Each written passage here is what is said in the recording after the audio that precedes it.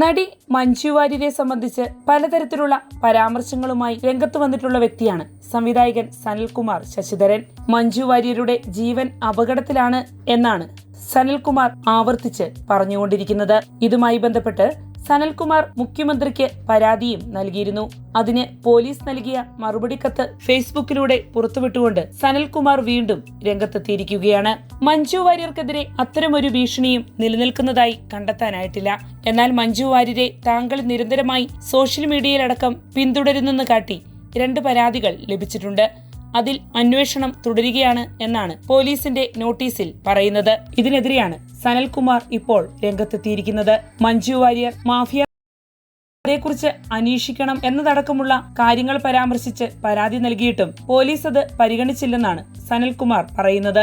താൻ കൊടുത്ത പരാതിയെക്കുറിച്ച് മറുപടി നൽകുന്നതിനു പകരം അവർ തനിക്കെതിരെ വന്നിട്ടുള്ള പരാതിയെക്കുറിച്ചാണ് സംസാരിക്കുന്നതെന്നും സനൽകുമാർ പറയുന്നു.